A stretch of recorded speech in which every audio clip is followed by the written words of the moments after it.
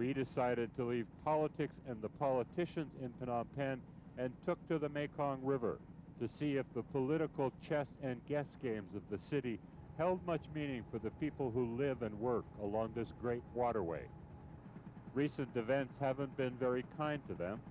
Most live pretty marginal existences at the best of times.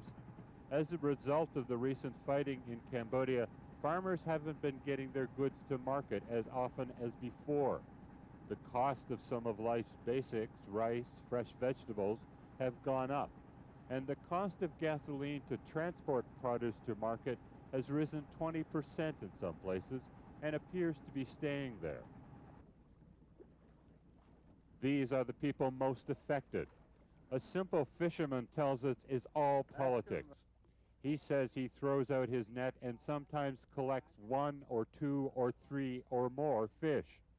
Like politics, he says, you cast your vote and who knows how many prime ministers you will reel in. Our first stop was the ferry crossing of Arlath. The traffic through here is down considerably, according to this policeman who didn't mind being photographed but declined to be interviewed. Normally the deck of this ferry would be full of motos overloaded with bananas, ducks, and chickens. Today it leaves the dock barely half full and with very few farmers. Business is down for these two moto drivers. They spend most of their recent days waiting for business to pick up. I want things to be safer and more peaceful. We don't want war. This driver told me that his business was very bad. When I asked why, people are staying at home, not going to Phnom Penh.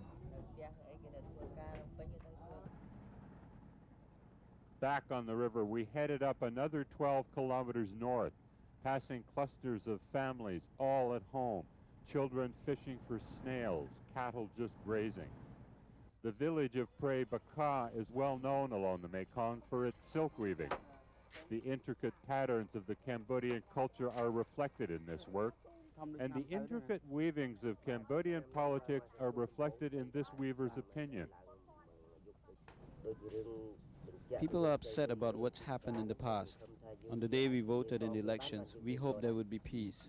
Since that time, there have been more developments.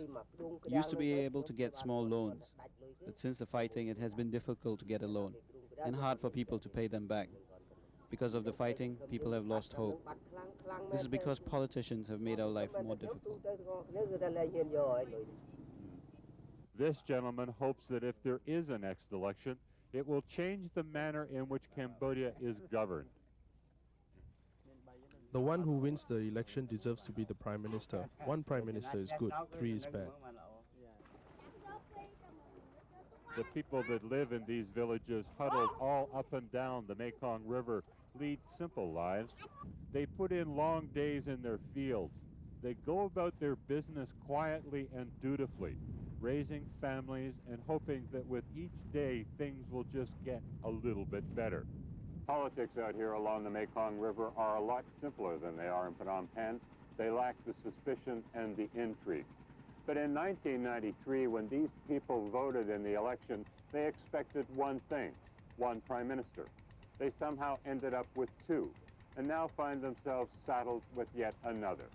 But they expect that next year, in 1998, if there is another election, and it is fair and free, that they will get their original guarantee back. The man they vote for, the party they vote for, will be their sole representative. Ed Fitzgerald, Asia Business News, on the Mekong River in central Cambodia.